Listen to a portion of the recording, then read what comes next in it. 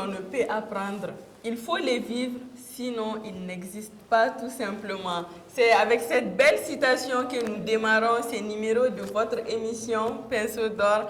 Mesdames et messieurs, bonjour et bienvenue dans votre émission une fois de plus. Pour ces numéros, nous avons comme invité Henri Messan. Il est togolais de nationalité, mais il vit chez nous au Mali depuis quelques années. Nous aurons tout au long de cette émission le temps de le connaître davantage. Henri, bonjour. Bonjour Aminata. Comment ça va? Ça va très bien. Super alors. Pour commencer, Henri, je voudrais que tu te présentes pour qu'on te connaisse davantage. Mon nom c'est Henri Messan. Je suis un artiste plasticien togolais, autodidacte et membre de Les Enfants Terribles de Paris. Et les Enfants Terribles de Paris, c'est quoi? Une galerie, c'est une galerie en ligne. Donc actuellement ça existe à Paris, en France. Donc c'est eux qui s'occupent de mes mouvements artistiques. D'accord. Est-ce que, Henri, vous êtes là déjà depuis combien d'années? Je suis venu en 2016, donc actuellement ça fait 7 ans que je suis au Mali. Est-ce que vous êtes venu spécialement dans le domaine de l'art ou c'est d'autres situations ou contextes qui vous ont amené au Mali? C'est au Burkina, je côtoyais certains artistes, peintres, donc c'est eux, parce qu'en ce temps j'étais tatoueur. Je ne suis pas peintre, non, je suis juste un tatoueur. Donc du coup, comme je côtoyais des artistes peintres, donc du coup, ils m'ont conseillé de venir au Mali parce que je voulais aller au fond de mon métier, au fait.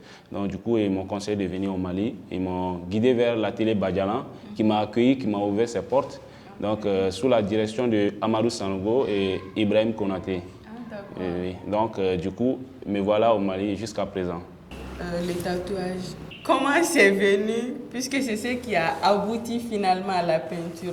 Ça, c'est quelque chose qui est venu banalement comme ça. Bon, du coup, au moment où j'ai arrêté les études, parce que du coup, je suis sorti dans une famille un peu pauvre, je peux dire, excusez-moi pour le terme, mais il n'y avait pas assez de moyens pour m'en sortir. Du coup, c'est le tatou qui est venu vers moi.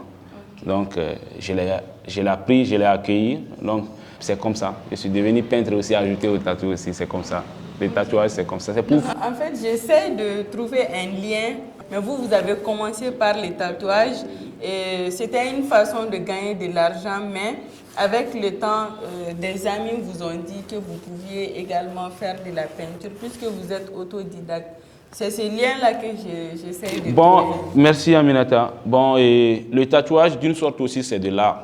C'est de l'art et c'est de l'art, on dit c'est des body paint, c'est de l'art qu'on fait ça sur la peau. C'est quelque chose qui est là depuis des années. Mais ici en Afrique, on a un regard un peu négatif sur les tatous.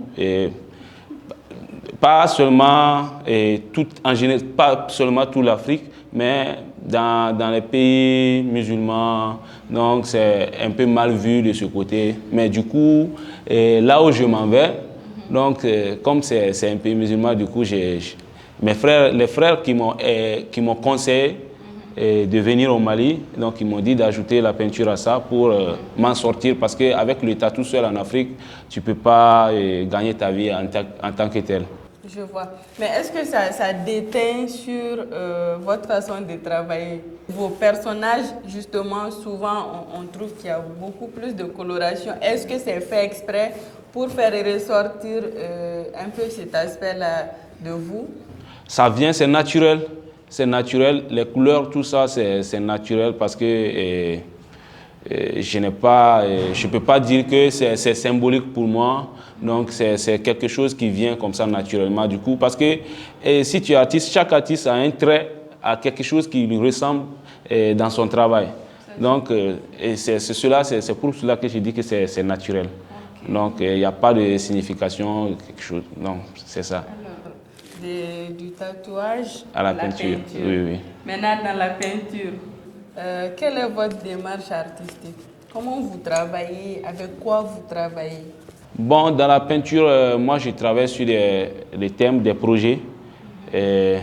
Parce que là, déjà, avant de commencer, j'ai déjà mon thème. que je sais, comme ça je sais de quoi je vais faire. Et c'est comme ça que je travaille.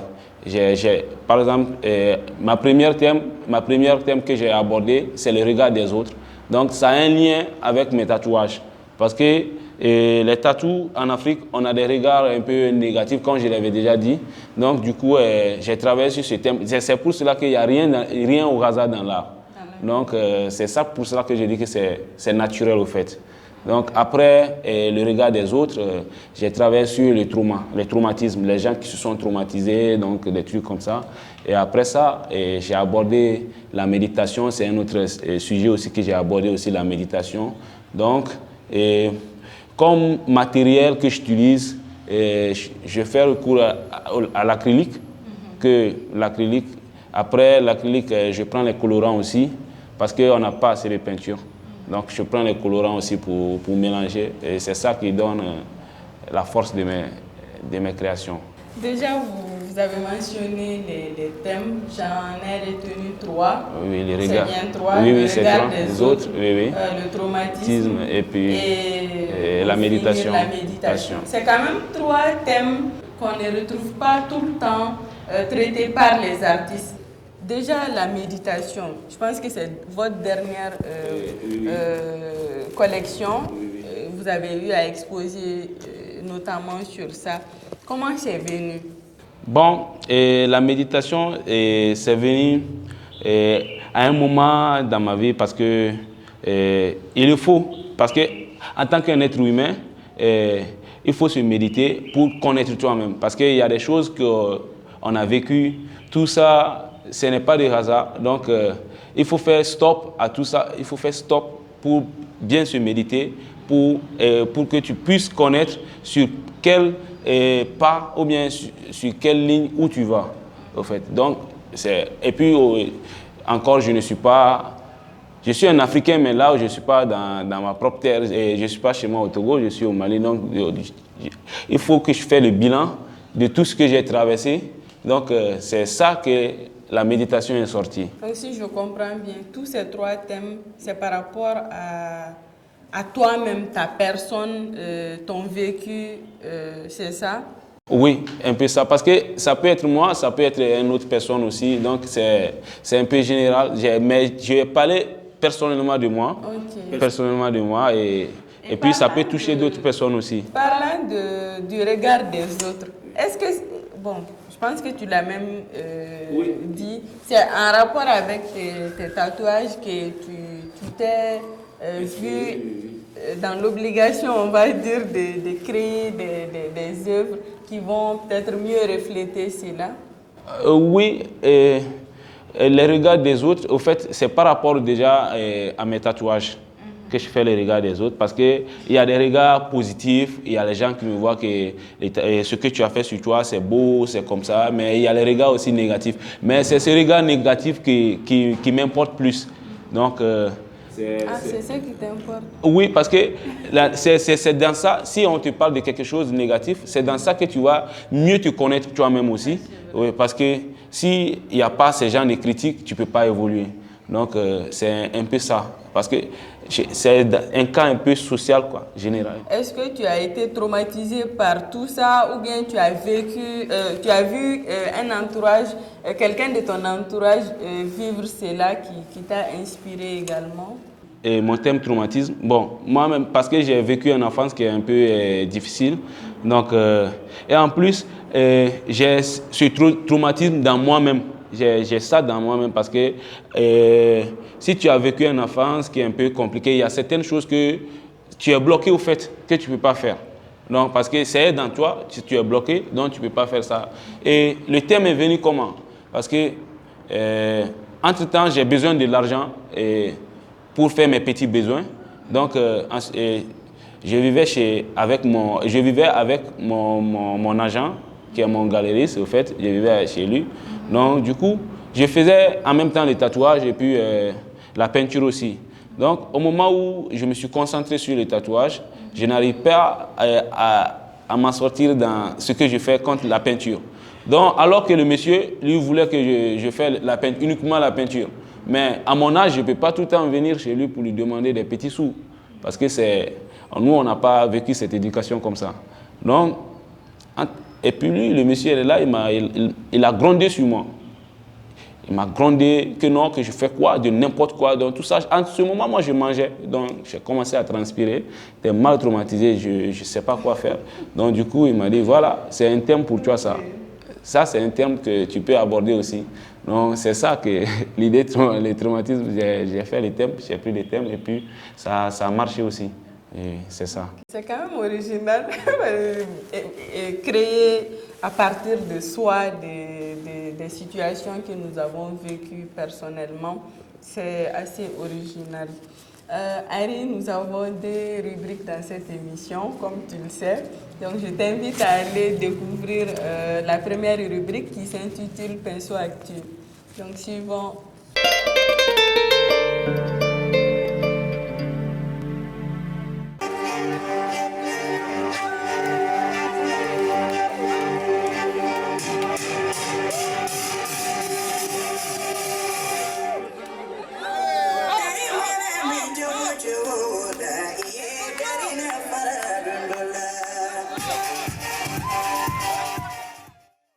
Moi, c'est Gadjaba Kodjo. Je suis designer scénographe malien. Et je réside au Sénégal maintenant, ça fait 2 ans.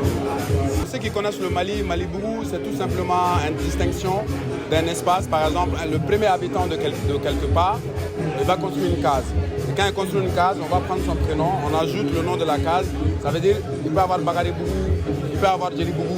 Et nous, on a décidé à Dakar ici de faire Mali-Bougou parce que c'est la toute première case à Dakar. Et du coup, Mali-Bougou est initié par les différents artistes du Mali en différentes disciplines. Pourquoi? Parce que vu le problématique aujourd'hui du Mali, il y a les problèmes sanitaires, les problèmes politiques, le problème social. Bon, aujourd'hui, nous les artistes et d'autres individus sont beaucoup plus impactés par rapport à tous les problèmes qui se passent.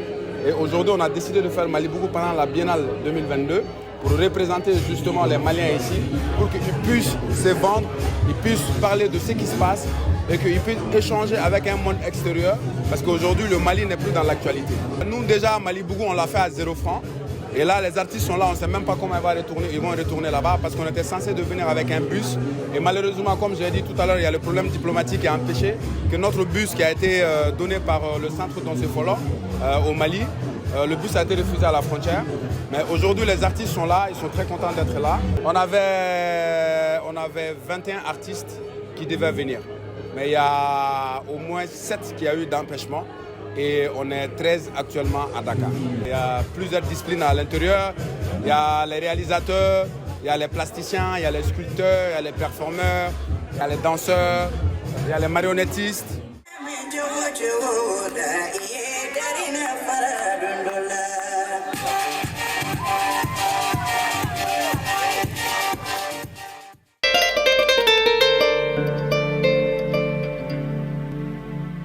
De retour sur le plateau de votre émission Pinceau d'or, toujours avec notre invité du jour, Henri Messan, artiste plasticien, autodidacte. Il a eu à le signaler pendant sa présentation. Alors Henri, nous avions parlé tout à l'heure des thématiques que tu as eu à aborder. Nous avons également abordé les matières que tu utilises justement pour créer. Mais de 2016, je vais dire à aujourd'hui, quelles sont les difficultés majeures que tu côtoies au quotidien? Bon, il y a beaucoup de difficultés en tant qu'un artiste qui vit au Mali, parce que déjà, le premier point, on n'a pas assez de matériel. Comme la peinture, on n'a pas assez de peinture comme dans les autres pays, comme la Côte d'Ivoire et le Togo et le Ghana. Mais parce qu'ici, on en a franchement besoin de la peinture. Parce que déjà, on a la peinture de base qui est le blanc, l'acrylique, mais les autres, il faut aller à l'usine pour commander. Sinon, tu ne peux pas aller au marché comme ça pour payer la peinture. Et puis, on a du mal à aller au fond ou bien à donner la beauté à ce qu'on arrive à créer. Parce qu'on n'a pas assez de matériel, c'est les matériels qui font le professionnalisme du travail. Donc, et puis, le second point, On a aussi, on n'a pas assez de marchés aussi. Le marché local, on n'a pas ça aussi. Donc, c'est un peu les deux points qui sont très importants quand même, parce que le matériel et puis le marché local. Parce qu'on n'arrive pas à consommer localement, parce qu'on vise toujours sur l'Occident, alors que c'est nous-mêmes qui devons valoriser ce qu'on fait pour que les autres puissent voilà, consommer ça aussi. Si nous-mêmes, on fait quelque chose, on n'arrive pas à le consommer, donc c'est un peu à côté. Mais est-ce que quelque part, vous qui êtes en association ou en groupe d'artistes, je vais dire, parce qu'il y a plusieurs appellations, il y en a qui sont des collectifs, il y en a d'autres. Tu appartiens à un groupe déjà qui, à mon avis, est assez reconnu. Est-ce que vous ne pensez pas à votre niveau également que vous pouvez apporter une solution à cette situation ou à ces problèmes? Vous êtes tout le temps, parce que c'est rare de voir des artistes qui ne se plaignent pas du manque de matériel ici au Mali. Si vous vous mettez ensemble pour notamment essayer de pallier ce problème, je pense que ça va vous être plus bénéfique de façon personnelle, chacun de son niveau.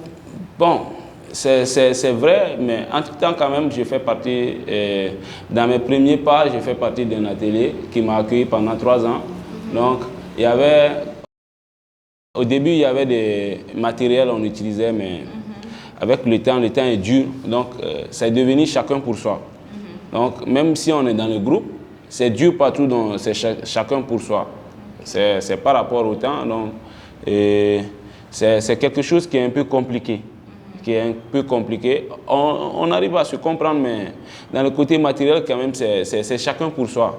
Donc, c'est une grande difficulté qui est là.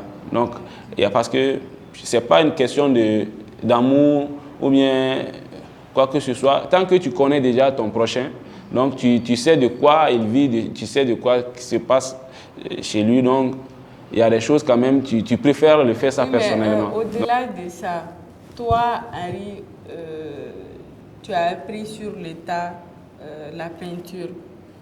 Aujourd'hui, est-ce que tu vis essentiellement de ça ou bien tu mènes d'autres activités à côté qui te permettent de tenir les deux bouts? Bon, je ne peux pas dire que je vis de ce que je fais actuellement. Ça c'est sans mentir, parce que c'est ça ce que j'ai dit, que tant qu'on n'a pas un marché local, c'est très difficile pour nous de vivre de ce qu'on fait.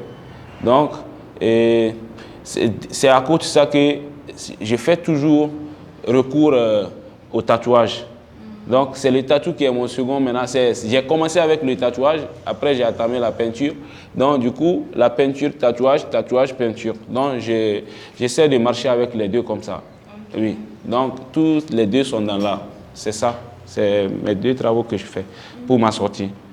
Oui, oui. Sinon, l'art seul, la peinture seule, c'est compliqué. C'est compliqué. C'est compliqué parce qu'on n'a pas un salaire mensuel pour ça, donc c'est très compliqué.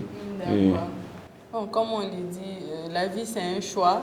Quand on décide de mener une activité, malgré les difficultés, on essaye de tenir bon et de se surpasser pour que demain soit meilleur. Je t'invite maintenant à aller suivre notre deuxième rubrique qui s'intitule Pinceau découverte et nous revenons tout à l'heure à vous.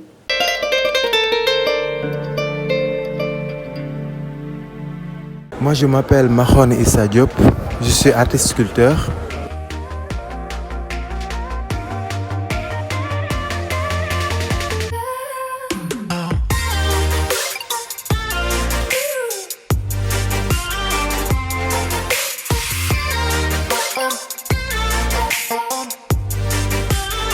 Quand j'étais petit, et mon père me prenait toujours comme modèle quand il faisait des jeux pour enfants, des personnages de mon taille à l'époque. Il me prenait souvent comme modèle et que moi, je suis devenu comme ça, je suis devenu sculpteur.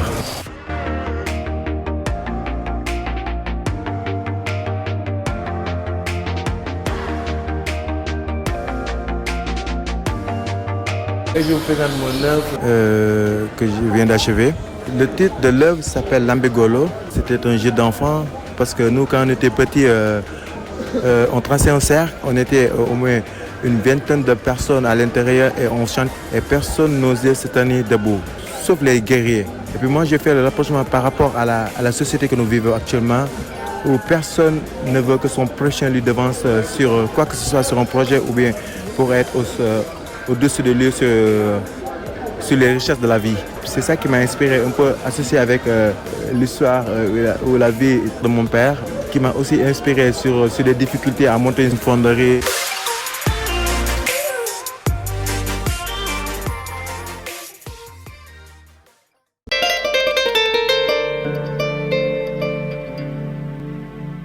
De retour encore sur le plateau de votre émission Pinceau d'or, nous aborderons dans cette dernière partie avec Henri les perspectives, c'est sur quoi il travaille actuellement, s'il y a des expositions en vue.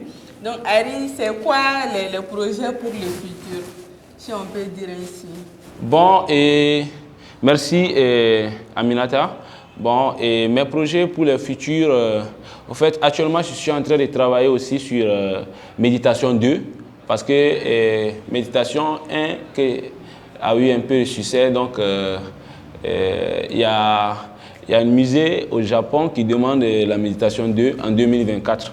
Donc, je suis un peu de travail. Bravo, voilà les bonnes nouvelles qui tombent dessus. Oui, c'est vraiment une bonne nouvelle. Okay. Une musée qui constate, qui voulait mettre la lumière sur ton travail, c'est vraiment du succès. Donc, c'est un peu ça mes projets pour le futur. Et puis, du coup, aussi, il y a une galerie Africaris aussi qu'on est en train de négocier pour le contrat aussi, Africaris. Donc, c'est un peu ça mes projets. Donc, mais déjà, Méditation 1, c'était combien de tableaux en tout? C'était 24 toiles. 24 et tu en as vendu combien? J'ai vendu 8. C'est déjà bien. Oui. Donc je vais continuer la méditation 2. Donc, c'est ça que je vais exposer au Japon en 2024. Okay. Et après ça, il y a les appels à candidature que j'ai postulé. Donc, on attend. Ça aussi, c'est à Japon aussi cette année. Donc, on attend les résultats. C'est pour participer à une résidence? Oui, à une résidence. C'est pour une résidence. Oui, okay. Oui, effectivement. Donc, le résultat, merci. Normalement, le résultat, ça doit sortir à la fin de ce mois. Donc, c'est sur ça. On attend ça, voir ce que ça va donner. On va croiser les doigts d'ici là. Merci. En espérant que voilà, tous ces projets-là vont se concrétiser avant la fin de 2023. Merci. Henri, merci beaucoup d'avoir accepté notre invitation. Nous disons merci également à Gansi, dont la promotrice est Maïsira Touré, qui est artiste plasticienne également. Chers téléspectateurs, ainsi prend fin ce numéro de votre émission Pinceau d'or. Nous vous disons à la prochaine. Bye bye.